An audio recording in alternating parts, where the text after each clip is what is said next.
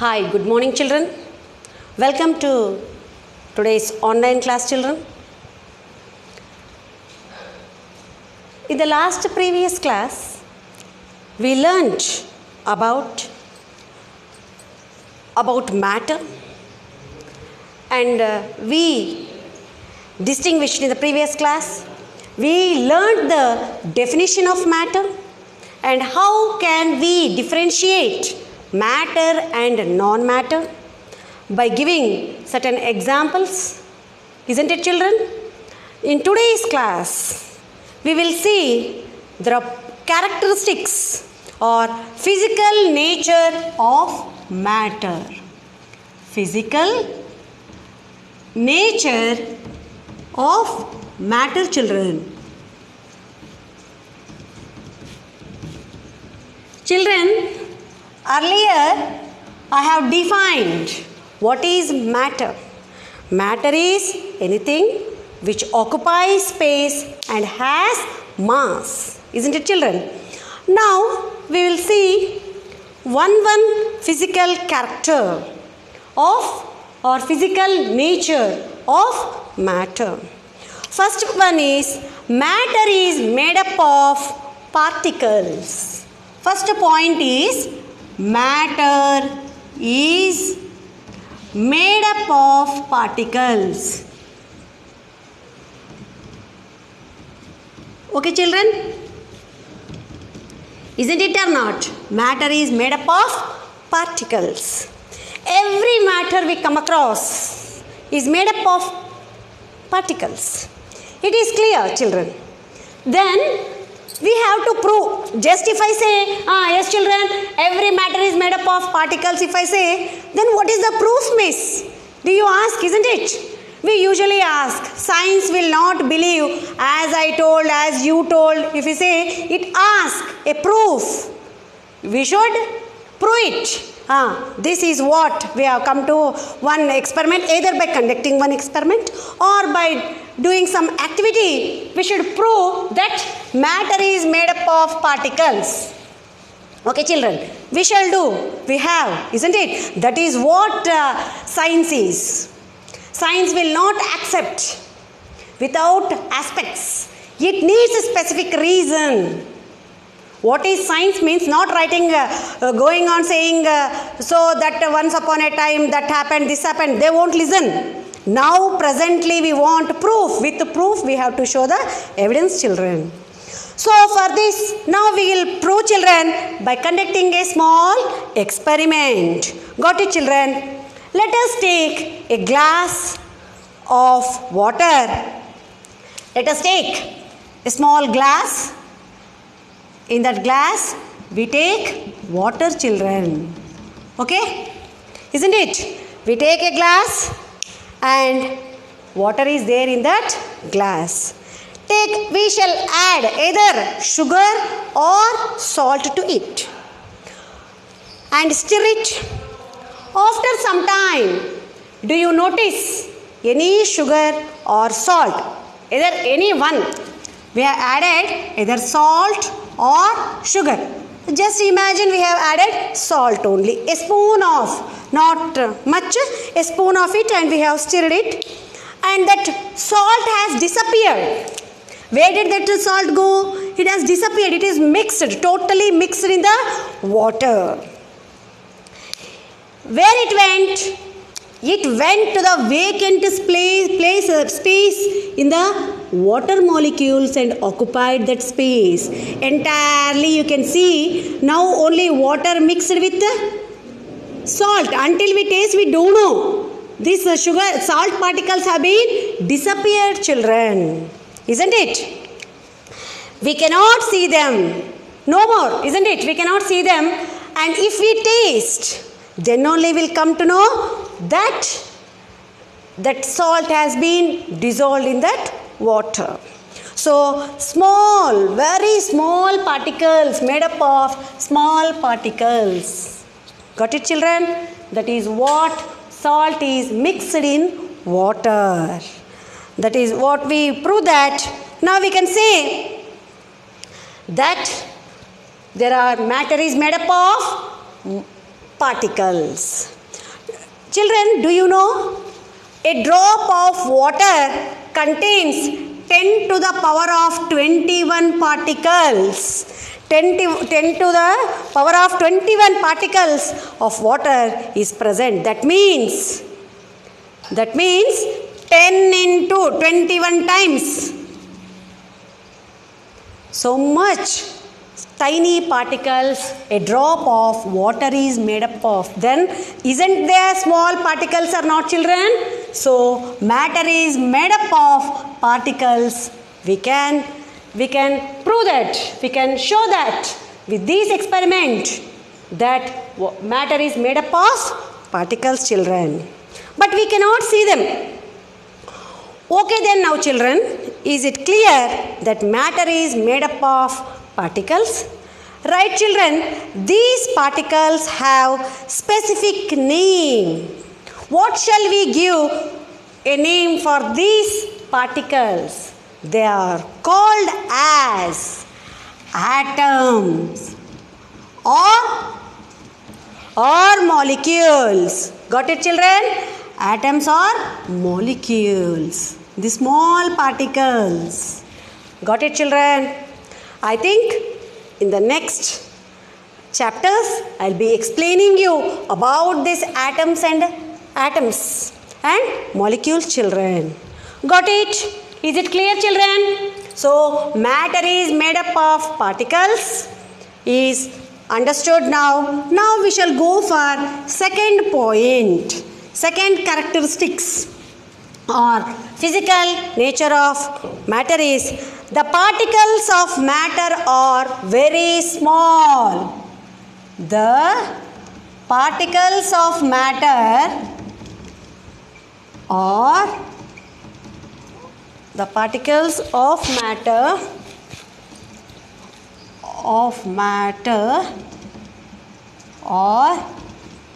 very small. Okay, children? The particles of matter are, now even we prove this. First one we have proved by taking a glass of water, adding a salt to it. When it completely disappears, then we can say that it is made up of small particles which have been dissolved in it. Now we shall move to second point, that is the particles of matter are very small. For this also, children, shall we conduct one more simple experiment. By this it can be understood. I already told you about how simply if we say the aspects or the points, we will not agree for that. We should prove it. Got it, children? Okay, now which is easy at your home or at your availability in your house. Now we can conduct one experiment. Children, I suggest to take any colored solution. I think in laboratory we have KMNO4. Okay, potassium permanganate. It is in crystal form. Isn't it, children? I think it is not available for you. So you can conduct this experiment at your houses and you can better understand it still clearly, children. So this potassium permanganate, just I'll explain you about this potassium permanganate's experiment, and later on which is convenient to you in your houses you can do. Okay, children? In place of potassium permanganate, you can take blue ink or red ink, any kind of ink. Okay, children? For this experiment to prove, we should take a 5 beakers containing water, children. 5 beakers containing water. Roughly I am drawing the figure, children.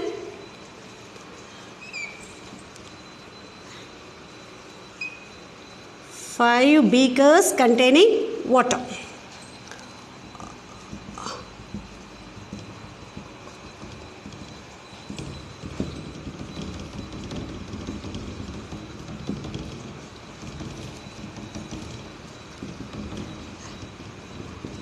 Children, why I am taking potassium permanganate? Potassium permanganate has purple color, children. It is a solid in a crystalline form. If you take a drop, one crystal, a small crystal of potassium permanganate and put to the beaker containing water, a small crystal, children. First, you should add a small crystal of potassium permanganate to the beaker containing water. When you add this, the color of the water changes. The color of the water changes. The color we get is very deep, dense color or intense deep. Isn't it? We can say, isn't it? The color is dark, we say. For this, children, can you think of in your home one example, one circumstance you come across? Your mothers, when they apply ujala to your white clothes, I think you noticed, just she puts one drop of that ujala, entire that bucket or a tub in which she has to drip the clothes will take up the color. But here, same color, isn't it? That when I add this potassium permanganate, a small crystal to the water, the color we get here dark color or intense color or deep color also we can say. After getting that solution, so it is dark solution, isn't it? The solution, the water color is dark. We should take out 10 ml. First we have taken here 100 ml of water. Sorry, I did not mention, I think. 100 ml of water in a beaker, isn't it? Then I added a small crystal of potassium permanganate to this beaker. When the color changed in the beaker, I have taken out 10 ml and added the 10 ml to this 90 ml of the beaker containing water. When I added this 10 ml to this first beaker, here also we notice the color will be changed. But I won't get this much dark in color. I get little lighter here. Isn't it, children? I get here little lighter. I will repeatedly do this experiment. Again, I take from this first beaker 10 ml and again I add to the next beaker containing 90 ml of water.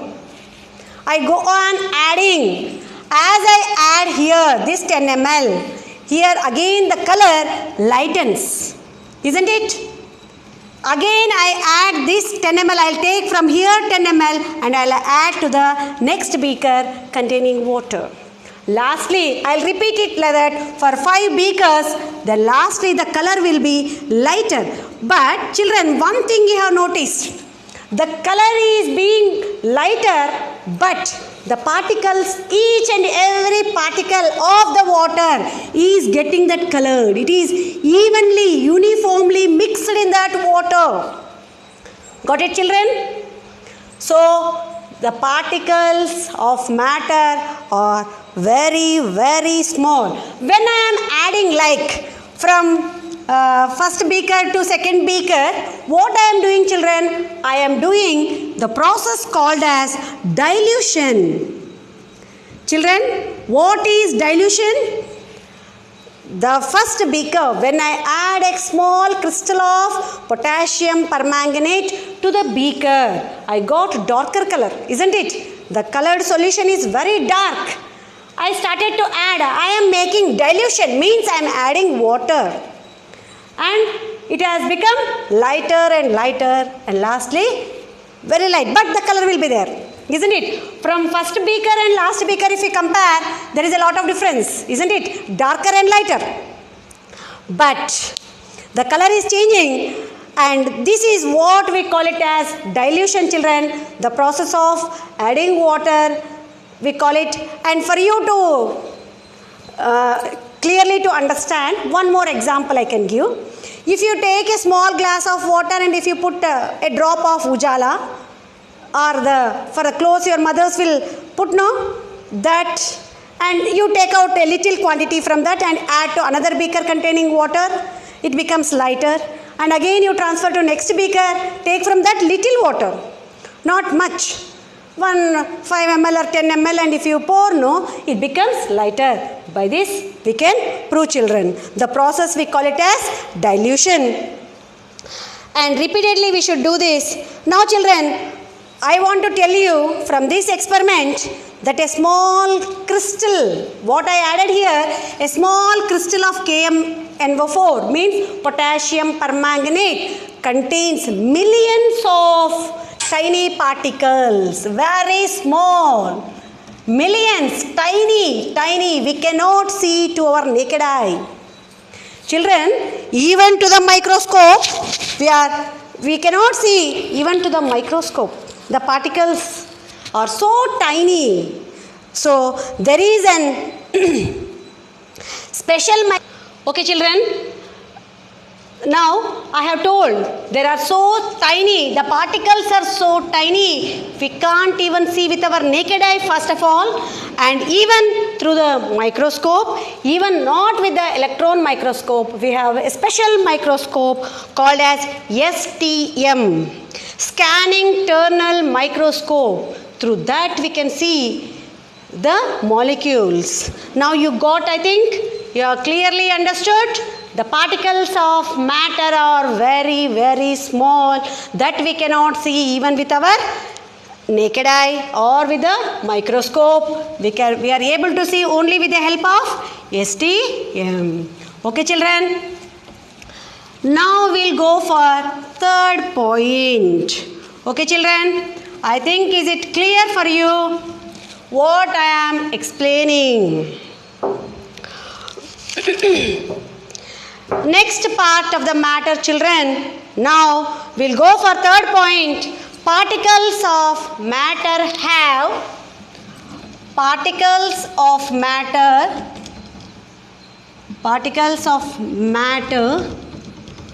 have space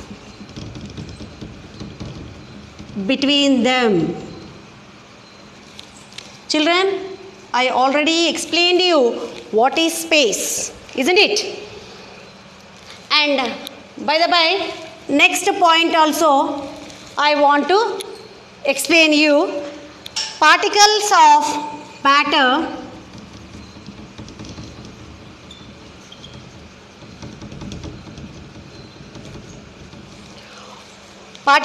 matter move continuously.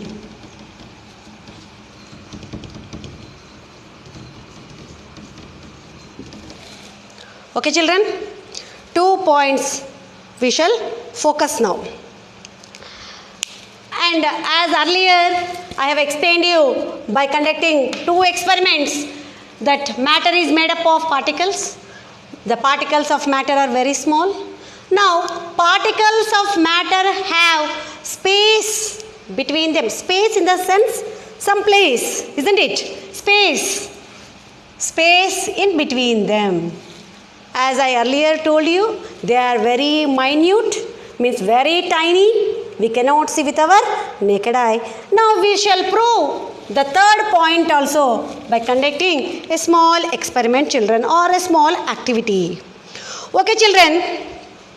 For this we have to take a beaker and add, what do you add? You add a small quantity of salt to it. Taking a beaker, we should take a beaker. For a beaker containing water, we should add salt to it. Okay, children? After adding this salt, we should stir it. Stirring means mixing it thoroughly. Isn't it, children? Mix it. Then water all has been, I think salt all is dissolved or decomposed in that water. Isn't it, children? Means the entire water is mixed up with the salt. Now if you taste this salt, water, how do you feel? we feel salty, isn't it? Not too salty. How much quantity we added? Little quantity, isn't it? So we feel this salty. Is it we are finding here water is salty, this water is not salty? Not like that. Entire this water is salty only because we added and we thoroughly mixed it, isn't it, children? To all means uniformly we are getting here clear all through this water, whichever drop if you take how many times, the water is salty itself because water has been intermixed with this salt where the space, water has some space between them and that space is occupied by the salt and it is evenly mixed. And one more thing, children, when we are conducting this activity, we notice if we add salt through this beaker and if you notice the rise of the level, there will be no rise in the level as it is. So, means here space was there, that empty space is occupied by salt. Got it, children? Is it clear? I once again say, water had space, isn't it? Water molecules, there was space in between them. That is what we have proved as the third point. To whom we are giving? When salt is added to that, salt occupied that empty space and it has dissolved, it has intermixed in this and we get a clear solution of salt. Of course, we cannot see that with our naked eye, but it disappears, the salt disappears and there will be no change in the level. Level remains same, children. The level of water, to what extent the water you have taken, same. So here, so evenly this has taken place, children. Got it, children? Means we have proved third point. Now, the particles of matter move continuously. We'll go for the fourth point, that the particles of matter will be moving continuously. Okay? Now, I again will conduct one more activity. Okay, children? We shall take a beaker. Now we shall take a beaker containing water.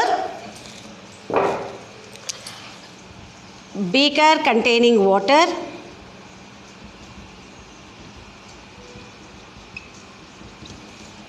Adding KMNO4, potassium permanganate. Or you can add any colored liquid like red ink, blue ink, which is available to you at your houses. Okay, I am adding KMNO4 to it, children. And if I stir it, when I adding KMNO4 crystal and if I stir, we get a color. Earlier we have seen, isn't it? We get a purple colored water. Okay, that purple color is there. And how did these water molecules get this purple color? Okay, of course, in third point we have proved that water contains some space, empty space is there. That empty space is occupied by salt, isn't it? Same here, KMNO4 also, same thing, the color is been occupied. But how did they get? Isn't I am going and giving that molecule, say you take color, I am distributing? No. Either you are doing? No. How it is happening? Because the particles are continuously moving. They are moving randomly, they will be moving. So, all particles of water are getting that color. Isn't it, children? We are just putting KMNO4 and dissolving, stirring it. The entire liquid is getting same color. Isn't it? So, water is getting, this is what? By the movement, continuous movement. When the particles are moving, then they will easily catch up. When you are moving, means when you are in motion, you get, isn't it? So, they are continuously moving and getting the color, children. And one more thing, children, we are noticing, even if I put a small crystal, a small very small crystal of KMnO4 that is evenly, uniformly distributed among all the water molecules, children. Water particles are there, no? We can see this. This color entirely is occupied by all the water particles. The color. I won't find like this is deeper in color, this is lighter in color, not like that. Uniformity is maintained. Uniformly. Means everyone, in the sense, everyone look the same. You all wear uniform. Uniform means everyone's dress is same, isn't it? Uniform means in the sense that entire beaker color is purple only, not other color. Got it, children? Some will get colored and not colored. We cannot get because uniformly distributed. All the particles by continuous movement, they get the color. Got it, children? In all directions. How come everyone will get this? All particles will be moving in continuously in all the directions. So everyone will get it and everyone will get occupied with that color, and even they get the space and occupies it. So this property of the particles, we can say that matter is continuously moving. When they move, only they can get mixed, children. Children, we have observed it in salt and water also. Even in the salt, when we add to a beaker containing water, if we add a pinch of salt, even that also will be mixed, isn't it? And evenly we get the color uniformly. Got it, children? That is what about our fourth point. Because the particles of matter will move continuously. Got it, children? Now we shall move forward.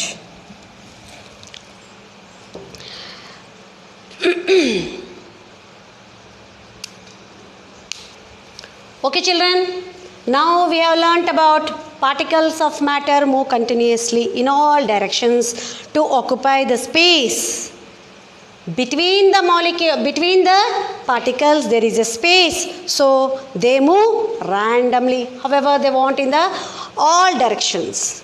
For this, one more examples I am going to say you, because to make it clearly, first I have explained you a beaker containing water, add a drop, little quantity, means a spoon of salt to it, dissolve it, and all the particles will get that salt uniformly mixed, I was saying. Okay. That is what continuously the particles are moving and they are getting the space, and uniformly it is distributed. If you take the example of salt, not salt, sand, instead of salt, we'll add to a beaker containing water, sand to it, a little quantity of sand to a beaker containing water. When we add, is that the sand dissolves in that water, children? No. Where it goes? It goes and settles to the bottom of the beaker, isn't it? We find the sand, instead of dissolving, it will be settling down in the bottom of the beaker. Because the sand particles are not moving continuously and they are not occupying space in the water molecules. So we won't get any solution like uniform solution we will not get. That is not mixed.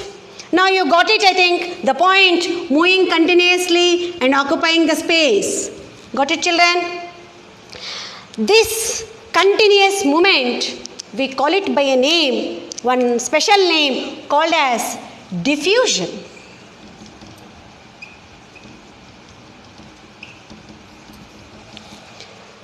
The continuous movement of the particles, we give a special name for that. It is called as diffusion. Children, now tell me, what is diffusion? Movement of particles continuously is nothing but diffusion, or intermixing of particles constantly. Even water molecules are moving and even salt molecules are moving and they get mixed up the intermixing is called as diffusion, children. Okay, children, now we will see another property of matter, that is particles of matter attract each other. Next is particles of matter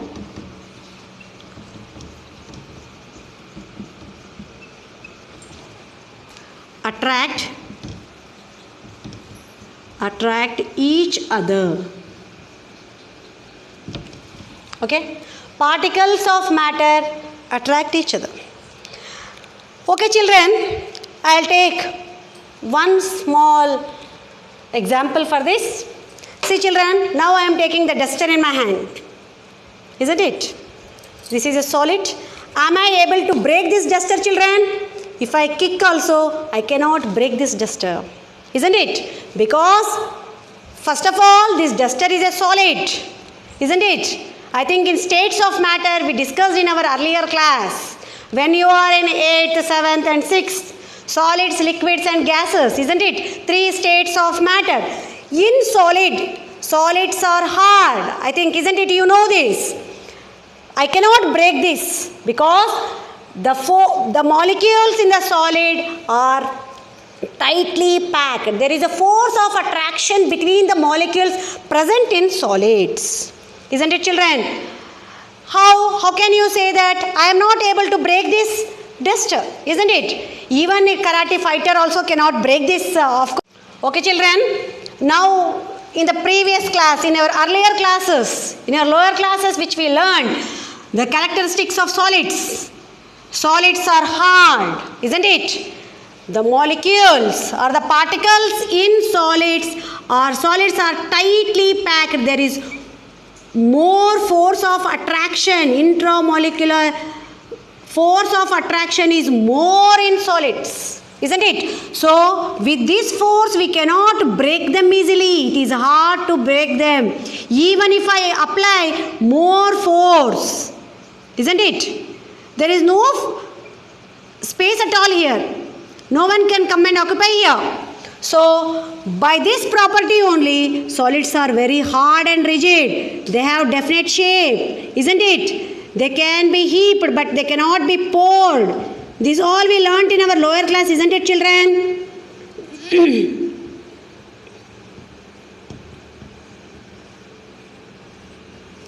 This force of attraction, particles of matter attract each other. There is a force of attraction between these particles. Got it? So I was unable to break this.